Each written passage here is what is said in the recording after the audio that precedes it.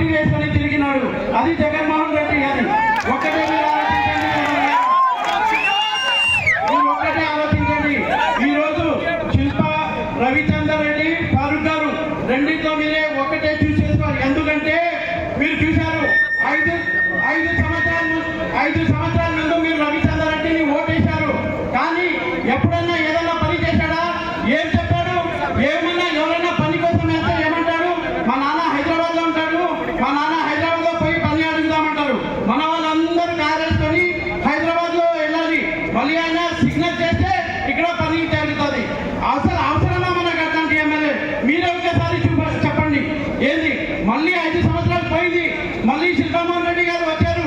5 సంవత్సరాలు ఎక్కడ కనిపించలేదు శిల్పామోహన్ రెడ్డి గారు.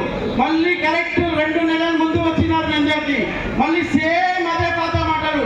నేనున్నాను, నా మొగం చూడండి, నా కొడుకు మొగం చూడకండి, ఈసారి మళ్ళీ అవకాశం ఇవ్వండి అంటారు. ఎన్నిసారి అవకాశం ఇవ్వాలి మీకు?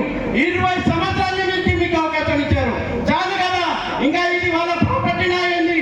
చాలు. ఇంకా ఈసారి ఖచ్చితంగా మీరు కంపల్సరీ తెలుగుదేశం పార్టీని ఇక్కడ గెలిపాలి.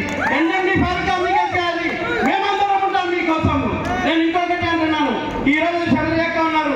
నేను శబరిరేఖ ఎట్లా ఉండాలంటే పార్లమెంట్ లో మాట్లాడితే అరే ఎవరు ఈ పార్లమెంటు అభ్యర్థి ఎక్కడ నుంచి గెలిచింది అన్ని నంద్యాల గర్వంగా చెప్పాలి. ప్రపంచంలో ఎక్కడన్నా చెప్పాలి. ఎవరైతే మంచి స్పీచ్ ఇస్తున్నారు. ఎందుకంటే పార్లమెంట్ లో నేను చూస్తాను ఎవరు బాగా స్పీచ్ ఉంటే దునియా మొత్తంలో ప్రపంచం మొత్తంలో వాళ్ళ పేరు ఉండాలి. అట్లా మన నంద్యాలను కూడా గర్వించాలి.